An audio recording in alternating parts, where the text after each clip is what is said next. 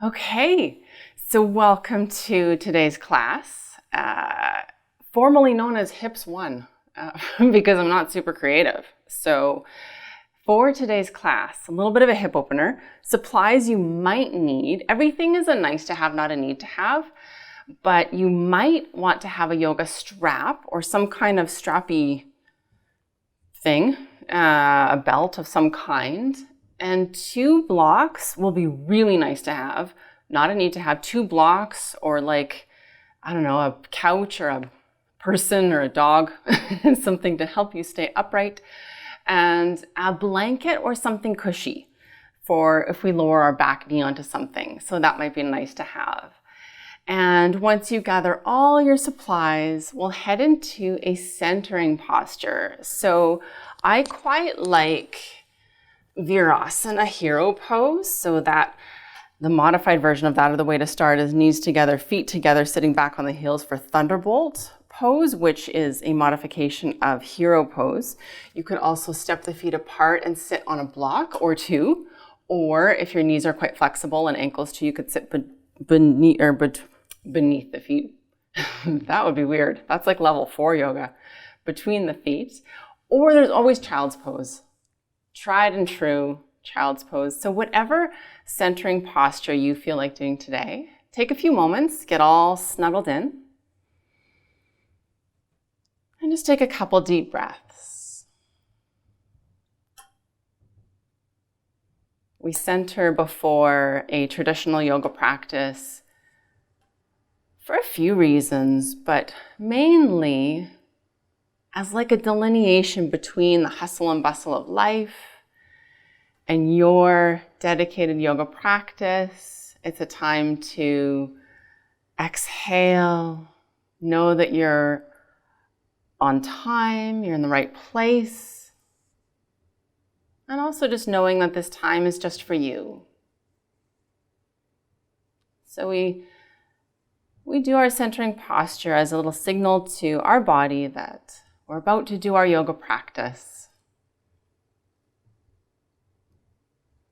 It's also a time to tune inward, come into the present moment. We're often really busy thinking about the past or planning for the future. Our yoga practice is a really nice time, especially centering, to really bring yourself to this moment.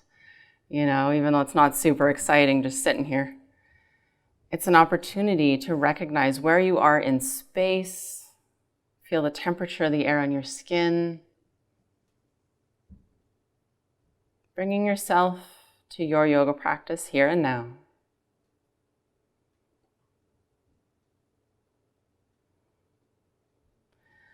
But we're not here too long. We'll start to move a little bit.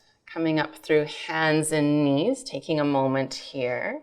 I really am getting to love this hands and knees position in all its simplicity. So let's just take a moment here and humor Carla. So the reason why I like this is because if you move just slightly forward, shoulders of the wrists, and slightly back, you can feel a nice stretch in the wrist area and even through the hands. And I actually feel a stretch in the fingers. So this is kind of why I like yoga. You can take a moment to move organically in just a simple hands and knees position. Just getting the hands warmed up a little bit. So just moving back and forth, just tiny little bits. So not too much of a stretch, especially if your hands are a little bit colder today like mine are. Last one, just shifting forward a little bit, shifting back. And then we'll head up and back to downward facing dog, Adho Mukha Svanasana. So we'll tuck the toes under, hips press up and back. And just taking a moment here. And a few organic movements here are nice as well, especially that first movement of our practice. So one of my favorites is walking the dog, where we allow one heel to gently lower down towards the mat. Maybe it reaches, maybe it doesn't, as the opposite knee bends. Super gooey, slow, we switch sides, we alternate. The opposite heel gently lowers down towards the mat. Maybe it reaches, maybe it doesn't. The opposite knee bends. And doing a few rounds of walking the dog. One other organic movement I like to do in our downward facing dog is shifting the hips to one side. So heels might be on the floor, they might not. But I sort of lean over to the side, feeling a nice stretch on the outside of the leg. And then other side, hips move over to the side. Just a few rounds of that.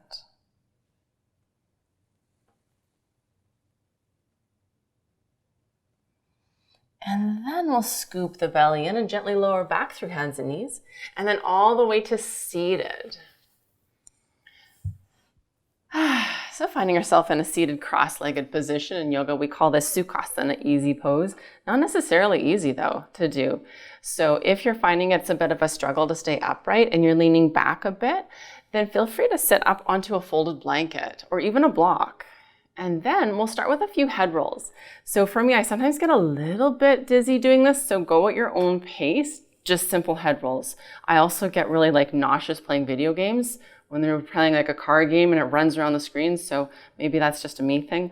So sitting up nice and tall, you can close your eyes, it helps. We lean our head over to one side and then tuck the chin, and then head moves over to the other side, and we lift the chin.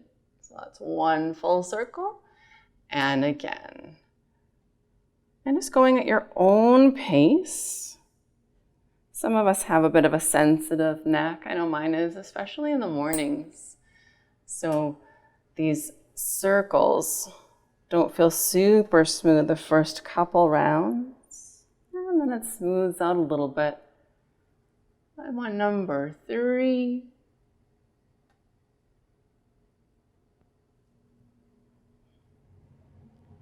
And then we'll float the head to neutral.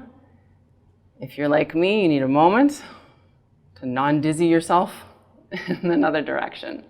So nice and slow. I find that either closing my eyes or finding a spot to focus on is helpful.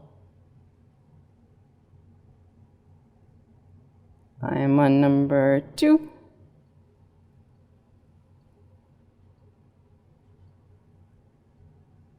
And then just one more.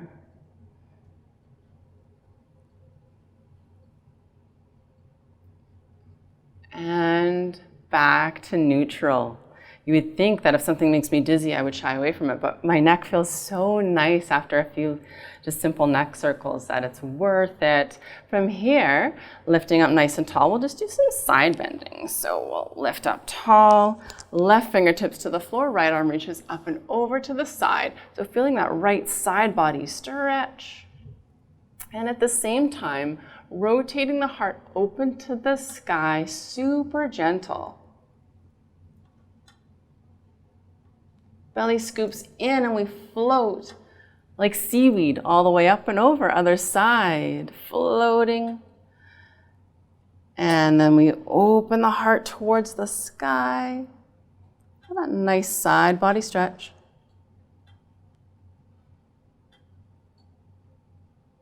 Belly scoops in, one more round, floating up and over to the side as we rotate our heart open to the sky.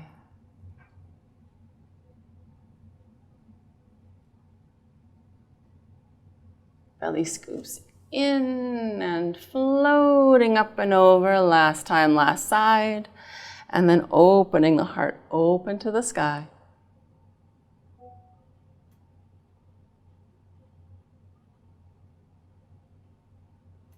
And floating in and all the way up. Heading into a few arm circles. So leaning over onto the left hand, right arm extends out to the side, and we do some circles. So reaching the arm slightly back, all the way up, over, and around. We'll do 3 again. So nice and slow, reaching out, even back a little, all the way over, and around. Last time, reaching out and back all the way over and around. Belly scoops in to float all the way up. Another side, left arm reaches out and back, all the way over and around. Again, out and back, over and around.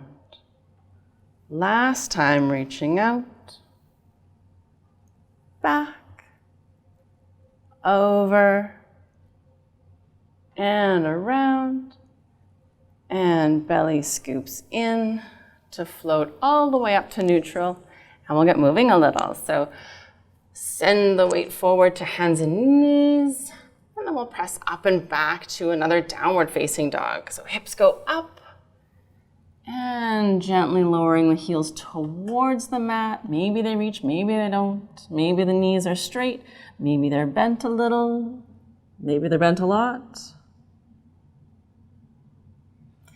And then walk the feet forward all the way to the top of your mat, landing with the feet parallel. Maybe the feet are together.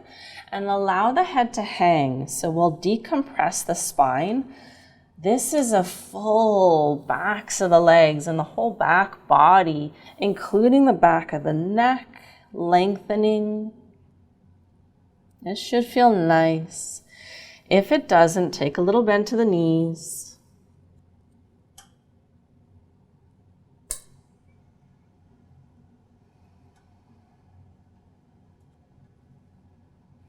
And then slowly ragdoll, one vertebra at a time, all the way to standing. And once again, if you tend to feel lightheaded, one palm to the forehead is a nice trick for a moment to stabilize. And then we'll head into a few modified sun salutations. I'm really loving these lately. So, standing up at the top of your mat with the feet all the way together, heels and toes. And even take a peek down at the feet. Then lifting up nice and tall, and arms are active too. So not necessarily too rigid, but reaching and lengthening. So energetic, but not super stiff. So lifting up tall. Let's inhale and raise the arms way up high, taking a moment to feel a stretch here. So if your arms need a little bit more space, feel free to step them apart. Extra challenge, palms are together. And for extra kind of fun, I like to interlace the fingers and then straighten through the arms. As long as your shoulders and neck are healthy, this should feel like a nice stretch. And then forward fold. So nice and smooth, all the way down to a forward fold, Uttanasana. Just a couple breaths here.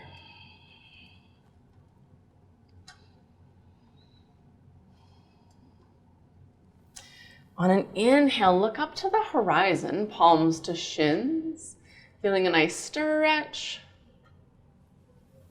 On an exhale, forward fold once again. On an inhale, come on all the way up, reaching way up high, getting even taller than before. And on an exhale, return to Tadasana mountain pose. So that was one. We'll do two more. This sequence is called hips 1, but spoiler alert, it's more like legs. So we want to warm up the backs of the legs a little bit as well. On an inhale, arms go up, reaching, lengthening. On the exhale, for extra challenge and body awareness, see if you can use your glutes and your hamstrings to lower your body all the way down to a forward fold. If you're like, I have no idea what you're talking about, Carla, it's all good, it's fine. It's all good, and we hang out here for just a moment, picking up the pace just a little bit. Palms to shins, looking up to the horizon, so you can press the palms into the shins, and or you can use the backs of the legs and the glutes to lift yourself up. If you're still like, I still don't know what you're talking about, that's okay too. Over time, it becomes easier. And then forward fold. feeling space between each vertebra. And then on an inhale, come on all the way up, maybe using your glutes to come on all the way up, reaching way up high, getting even taller than before. And on an exhale, returning to a tall mountain pose. One more, starting to feel a little bit warmer. Inhale, arms go up. And exhale, forward fold. On an inhale, palms to shins, looking up to the horizon. And release. On an inhale, come on all the way up, reaching way up high, a little bit taller than last time even. And exhale, returning to a tall mountain. From here, we'll do a little bit of a shoulder stretch and relax the legs a little bit. I like to kind of shake out my legs after they've been there for a bit. So we'll do Prasarita Padottanasana C arms. I actually literally don't know the English name for that. Let's do actually the full pose because it's kind of fun. So I like to turn sideways on my mat, whichever sideways you want, probably facing the screen, and then step the feet apart, one leg's length apart-ish. And take a peek down at the feet. We want them parallel, so like skis. And then here's where the arms come in. We interlace the fingers behind the back and start to straighten through the arms. Maybe the elbows become straight, maybe not. Eventually the palms can even be together. Maybe they are, but maybe they're not today, and that's okay too. And then inhale, lifting through the heart. On the exhale, forward fold. So it's just like our sun salutations, but with the feet stepped apart. And then creating space between your arms and your back. Those first few inches or first bit of movement, it's a little bit challenging, but once you gain that flexibility, then we allow gravity to help. So there's like a tipping point where it becomes easier. So wherever you're at, we're just looking for a bit of a shoulder stretch. That's about 4. And 5. Slowly, slowly lengthening the spine to come on all the way up back to standing. And then we'll release the arms. I like to give them just a little bit of a gentle shake out. Heel toe, the feet, and return to Tadasana mountain pose at the top of your mat. That stretch was a preparation for this next pose coming up, which I quite love. I think it looks really pretty, but it requires some shoulder flexibility. So I'll show you the full variation. I'll turn backwards here. So the hands go behind you. I'm just going to show you the arms first. They're reverse prayer. So we're about to head into Parsvottanasana, sometimes known as pyramid pose. I'm talking extra because I'm trying to not procrastinate, but it takes me a while to get into this pose. So I'm pretending I have real important things to say here. Here we go, I'm in. So the hands are in reverse prayer. You can see maybe you can see with the camera, my scapulae are winging out quite a bit because my shoulders are fairly tight. So what we do there is draw the shoulders back if you can, and then it helps a bit. And then it feels great on the wrists as well. So from here, you can release the arms if you're trying along with me. I'm not, because it took a while to get in there. I'm just going to stay here while we set up the feet. So for the feet, we step the left foot back a little bit, not very much. So right toes are facing directly forward, left toes are out about a 45-degree angle-ish. And then we want the hips to be completely square in space to the front of your mat. So both of those hip bones square to the front. So you'll often have to draw that right hip back. If they just won't go, then step that front foot out to the right just a little bit. I like to do that a little bit. It gives your hips a little bit more space so that the right foot is directly in front of the right hip. The left foot is directly behind the left hip. Lifting up nice and tall. We also want to keep the hips square side to side. Okay, so the hips are level and square. And then we draw the arms back, back, back. I just think arms go back. It's really the shoulders mostly, but I think elbows and shoulders, just everything goes back. And then we forward fold. So the hips remain square. We pivot at the hips, lengthening through the spine. So it's not really nose to knee. It's looking up to the horizon and then drawing the arms back as much as they'll go. And then holding. On an inhale, we come on all the way up. I need to release my arms now because they're all done. And we return to mountain at the top of your mat. One thing that maybe I should have mentioned before is that, well, what if I can't do that crazy contortion with my arms? We just hold on to the wrists or the elbows. So we can do that for side two. Here we go. So I'm going to do that for my well, no, I'll get in there. All right, here we go. Grunting is allowed in yoga, you guys, just so you know. And kind of scooching. There we go. Elbows and shoulders back. Medium-sized step, maybe even a smaller step back with the right foot. Double check. Is that left hip able to pull back in line? If not, step that front foot to the left a little bit. And that often feels a little bit better, like there's more space. Elbows and shoulders back. Inhale, lifting through the heart. On the exhale, forward fold. So hips remain square. We pivot at the hips, lengthening the spine, continuously drawing the shoulders and elbows back, back, back, back, back. Remembering to breathe. That's already 3.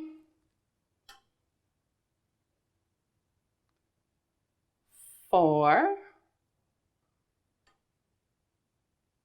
And 5. Lengthening to come on all the way up. And we release the arms and return to Tadasana mountain pose. That's a really big stretch in the arms for Carla. I like to do just a little bit of a shakeout. From here, let's do a half of a sun salutation. Quarter. Also known as. Here we go. Inhale, arms go up. On an exhale, forward fold. On an inhale, looking up to the horizon for flat back. And then from here, let's step the left foot back, way back. You might want something cushy, as we'll be heading into Anjaneyasana, low lunge pose. So that left foot steps back.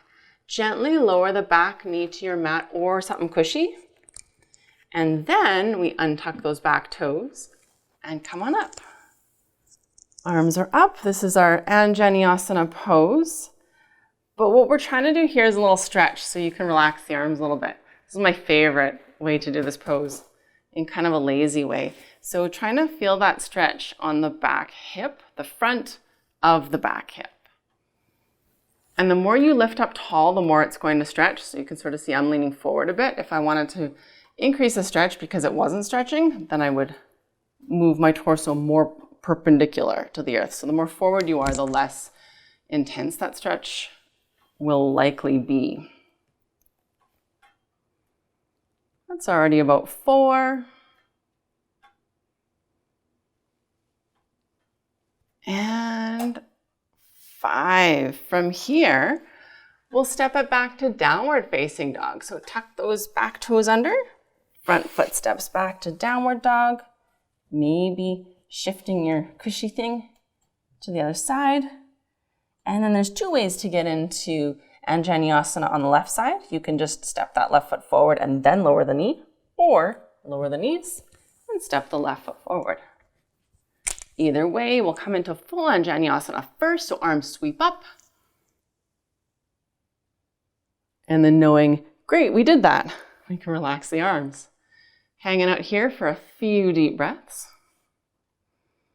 And just remembering again, you can adjust the intensity of the stretch by leaning forward if it's too much, or lengthening and lifting up taller to increase that stretch a little bit. Always, always trying to find the edge, right? There's there's a space where it stretches a little bit, and we're trying to find that, always moving towards that. We don't want to overstretch anything. And if we understretch, it's not really that effective. So finding that space where you feel a bit of a stretch.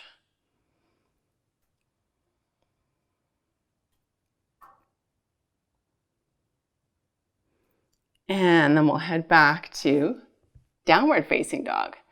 So tuck the back toes under, front foot steps back, to downward dog. Maybe walking it out a moment, feeling that stretch. And then setting up for the same exact thing, right side. So you can step the right foot forward, lower the back knee, or lower the knees first, and then step the right foot forward. But instead of coming up, we'll head into gecko. So, or just repeat. Gecko is pretty intense. So if you're like, I just don't feel up for that today, then repeat what we just did. Otherwise, this is where your strap might come in handy. So we pop those back toes off the floor, and with your opposite hand, try to find those toes. If you don't find them with the opposite hand, you can try the same hand. And we're looking for a quad stretch here. This is actually one of the most intense stretches in all of anywhere ever. And if you're like, I don't feel the stretch, then you're probably not in it as fully as you could be. But it's better to err on the side of less. So breathing deep.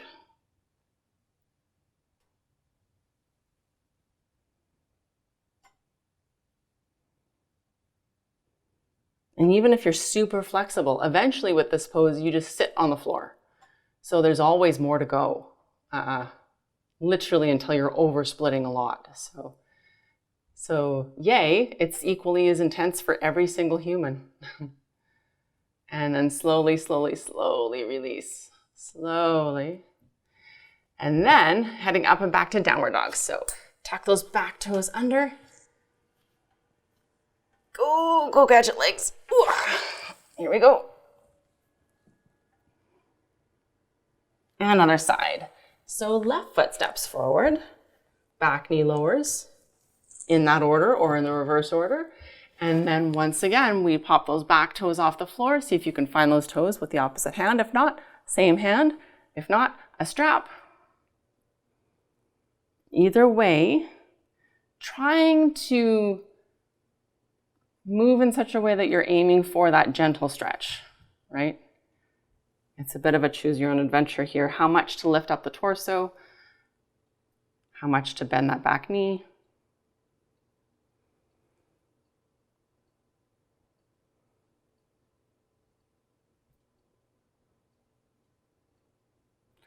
And then slowly release. And then heading up and back to down dog once again.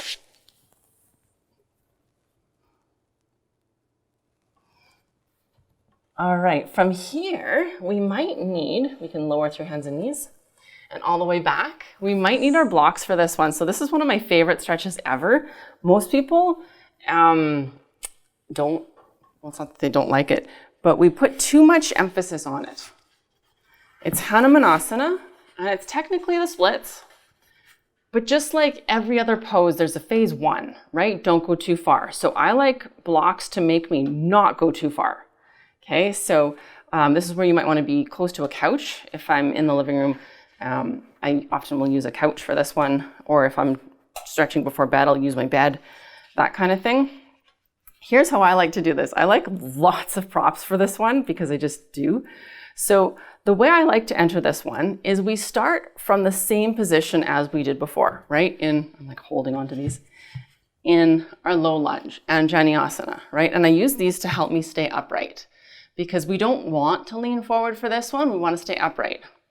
But then I like to add something slippery. My mat is sticky, so I like to put my front foot on something slippery, but use your arm strength to make sure you don't go into the pose too much. Okay, so this way you can go forward and then you're in. Go forward as much as you need to, but we want to lift up tall. So we want to try to feel the stretch as much on the back leg as the front. Usually we only feel the stretch in the front leg, but what we're trying to do is transfer that stretch to the back leg, just like we did in gecko, okay? We're not here too long. Breathe, but find the gentleness in this stretch. I know that sounds like an oxymoron, but push into the arms more if you're feeling it too much. Then to come out, we really need to pull the belly in. Push down in the arms.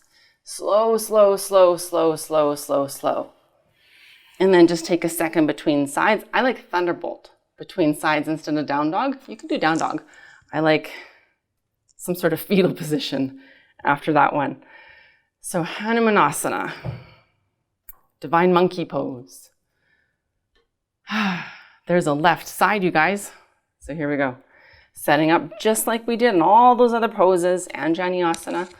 So left foot forward, but maybe on something slippery, or maybe not. You can just sort of, wiggle forward on your sticky mat if you want. I like the slippery thing. Then lifting up tall, because if you're leaning forward, it'll be too much stretch on the front leg. So really trying to get into that back leg using blocks or a couch or a chair or something to stay upright and try to feel the stretch on the back leg just as much as the front. Holding, breathing for 3.5, maybe that's 4 and 5. Belly scoops in and slow, slow, slow. Arms are strong to head all the way back to thunderbolt. Take a second. Maybe it's child's pose. But that was the hardest pose of class today. So I'm going to put my blocks back. And then we get to prepare for pigeon. So you might want a cushion or a block for this one. I don't think that I do today. I want one in front for comfort, like moral comfort. So for pigeon, you can enter this in any way that you prefer. Downward dog is good. I like to enter from hands and knees. Right knee moves forward behind the right wrist, and the right foot is well behind the left wrist. So we don't want it perpendicular or parallel to the top of our mat. And then the back leg goes back. And then if this is too much, if you're feeling it on the knee, place a block beneath the right hip, the front hip, okay? So once again, you're looking for that acute angle of the leg. You don't want to. I see some people bring their foot up. That is not recommended. It's too much leverage. I sometimes talk about leverage on the knee, on the hip as well, I suppose, but it's going to be the knee that'll take the brunt of that. We don't want that. And then we'll just sort of head into sleeping pigeon. This is where I want my blankies. So relaxing into it, sleeping pigeon.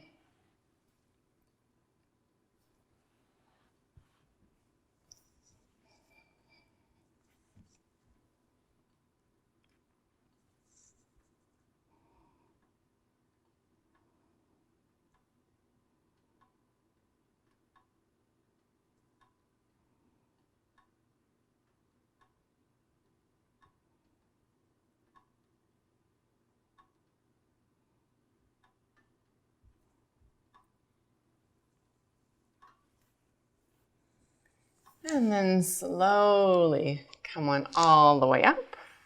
You're heading into whatever position between sides you like. Maybe that's thunderbolt. Maybe it's downward dog to get that circulation going again in the front leg there. And when you feel ready, heading into that second side, either through downward dog or through hands and knees. Now we have the left knee moving forward. The leg is at an acute angle. Back leg goes back. Maybe adding a block beneath that left hip. And then when you're ready, sleeping pigeon, lowering down.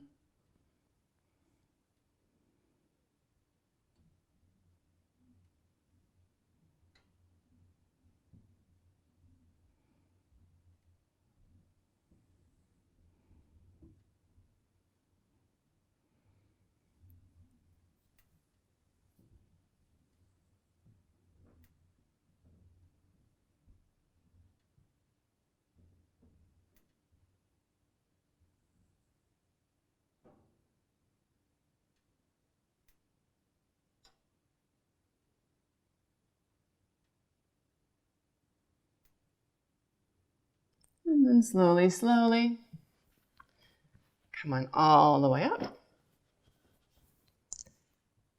And into Thunderbolt or Downward Dog or Child's Pose.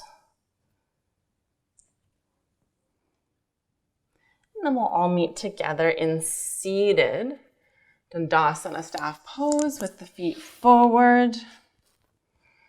And we'll prepare for Baddha Konasana, bound angle pose. This is one of my favorites. So we'll draw the feet in, soles of the feet together, and allow the knees to fall out towards the sides. If you need a block beneath one or both knees, feel free. And if you would like to sit up on a blanket, feel free. So we want to be at least perpendicular to the floor. If it's a bit of a struggle to stay upright, it's really beneficial to sit up on something. You might not need something as high as a block, probably just a folded blanket or two. When you're ready, on an inhale, lengthening. On an exhale, the heart makes its journey forward. So maybe that's 1 millimeter, maybe it's more. And even just closing the eyes. I'm just feeling softness in the hips.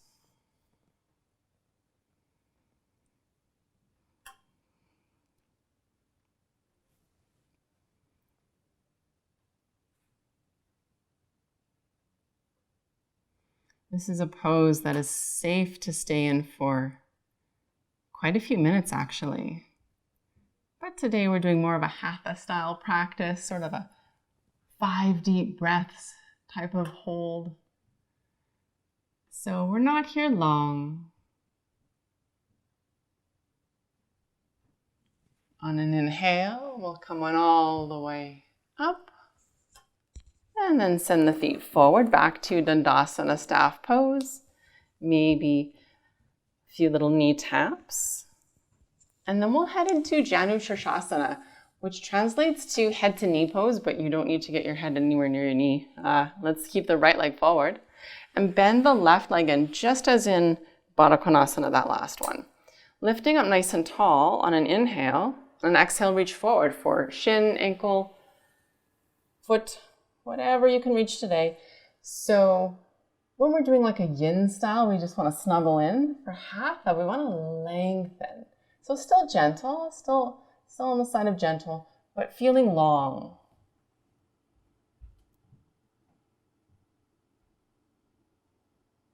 That's about 3.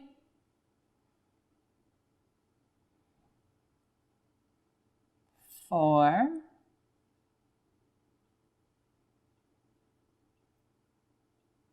And 5.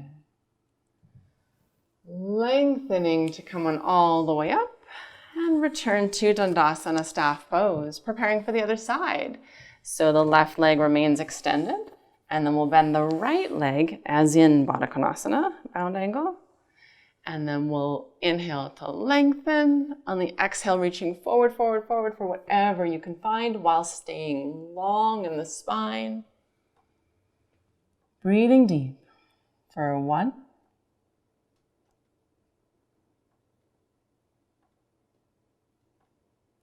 2,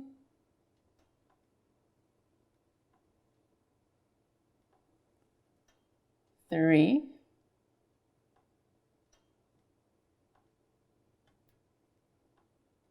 4,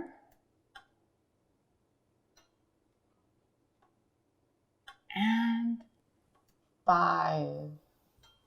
Slowly come on up on an inhale, return to Dandasana staff pose, maybe a couple little knee taps. And then we'll prepare for Upavishta Konasana. So I like to turn sideways on my mat for this one. We'll step the feet apart. If you are very flexible, you're not aiming for the full splits, you're aiming for about 90 degrees, I suppose. And then I have an extra wide mat, but I like to have my hips and my feet on the mat. If you have a regular size mat, that might not be quite the case. So pick one, hips or feet. Inhale to lengthen. On an exhale, reaching forward, forward, forward. So the heart reaches forward, and then the hands slide along the shins. If that's too much, you can place the hands on the floor in front of you. Eventually, we clasp onto the outside edges of the feet. And we just reach forward. So holding here, once again, not too long, just 5 deep breaths. That's already 2.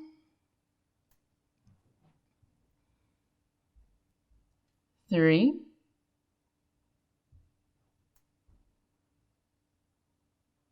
4.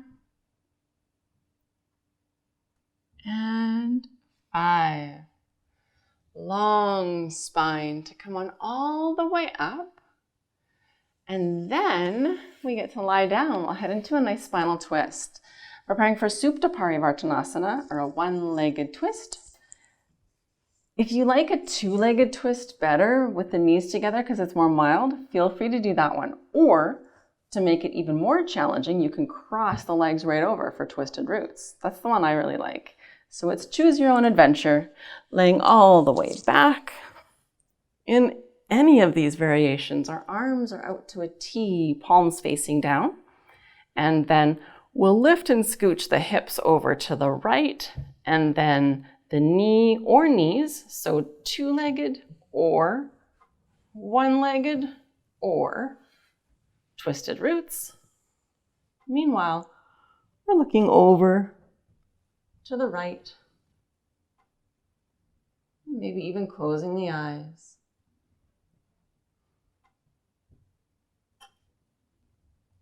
Really important here to keep the right shoulder on the floor. Sometimes it likes to pop up off the floor, but don't let it.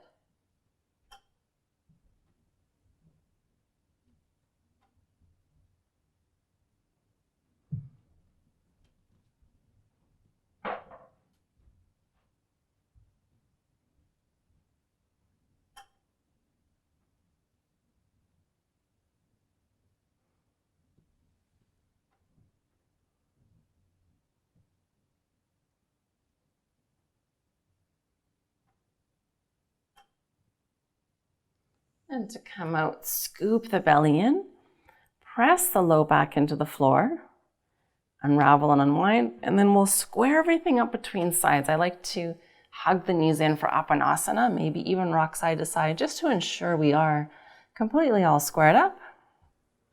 And then preparing for the other side. Once again, the arms move out to the sides in a T position, palms facing down.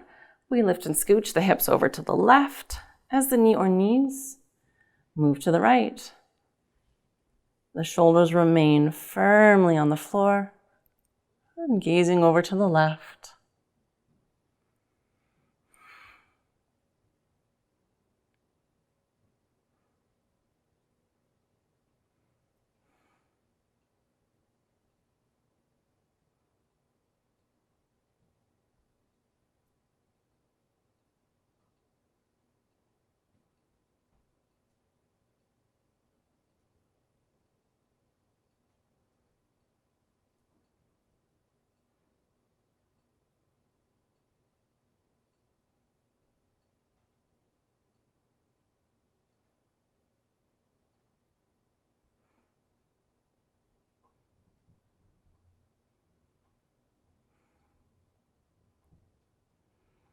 And scoop the belly in, press the low back into the floor, unravel and unwind, and then hug the knees into your chest and gently rock from side to side.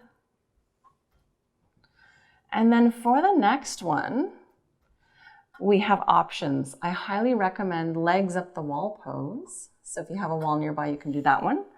Or simply lift the feet up to the sky, and you can have the arms by your sides if you want, palms facing up. Or if you're looking for more challenge, heading into Halasana plow pose. So I'm not going to go into the details of how to get into that one. So if you don't know how to do that one, head into legs up the wall pose, either in the center or at the wall. And if you know and love plow pose, I have to move back on my mat to give my legs enough room to go up and over. So for this one, just a little bit of momentum, not too much, and we catch the hips and the feet go up and over. And they touch on the opposite side. We're here for about a minute.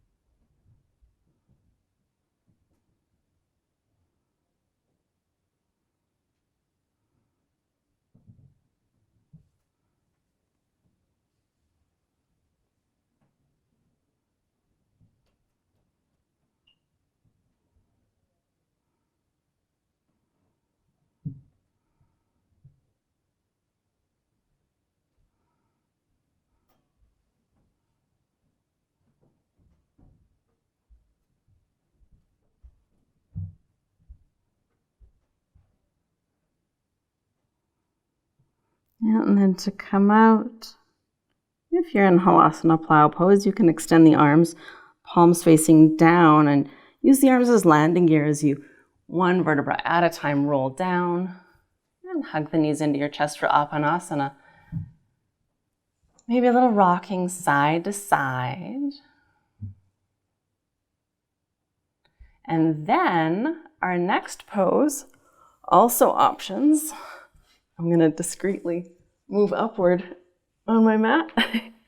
So the next one is called Uttana Padasana Prep. And so if you don't want to do this one or know how to do this one, I recommend Supta Baddha Konasana. So it's like our bound angle, but it's lying down. This one's super nice. If you wanted to give Uttana Padasana Prep a go, the legs are extended and together. Arms are along your sides, palms facing down. This one does not work well with a ponytail. And then we prop up onto the forearms. We lift the heart up to the sky and then lower to the top of the head. So it's the body lifting itself up. Eventually there's no weight onto the arms. So we really want to use the strength in like a cobra kind of an action. We're not here long. Either here or a reclined butterfly pose. That's already 3, 4, and 5. Releasing all the way down. Hug the knees in one last time. Little rock side to side. And then we're ready for Shavasana, final resting pose. So for this one, feel free to put on a sweater or grab a blanket, whatever you need to feel cozy. If your back requires a little extra support today, especially after our Halasana plow pose or that last one we did, or for any other reason, this one's nice where you bend the knees and keep the feet on the floor, letting the knees tip in towards each other. Otherwise, traditionally, we're extending the legs out, palms facing up along the sides. I like to tuck the shoulder blades under and close the eyes. Softening everything.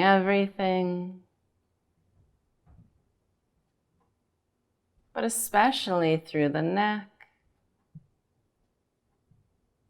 and the shoulders and all the way down the arms. Letting the fingers softly curl. Softening through the face.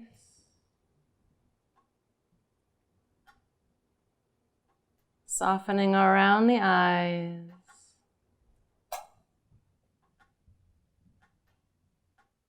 And even the muscle between the eyes. Just letting it all go.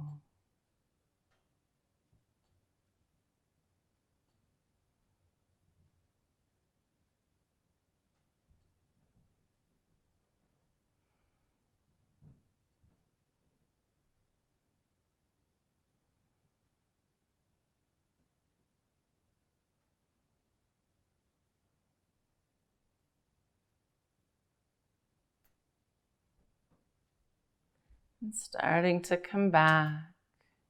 Wiggle the fingers and the toes. And gently roll your head from side to side. And reaching your arms above head on the floor for a big stretch. Feeling totally refreshed. And then bending your knees in one at a time. Gently roll over to the right side and pause there for a moment as you come back.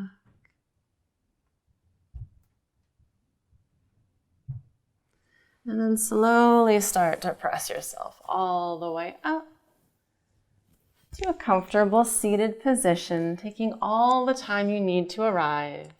When you do, palms facing up on the knees, inhale, sitting up tall. And exhale, softly close the eyes. And taking those final moments to thank yourself for showing up to your practice today and taking care of you. And slowly open the eyes. Namaste, everyone. Thank you so much for being here today. I will see you next time, and I hope you have a really good rest of your day. Bye.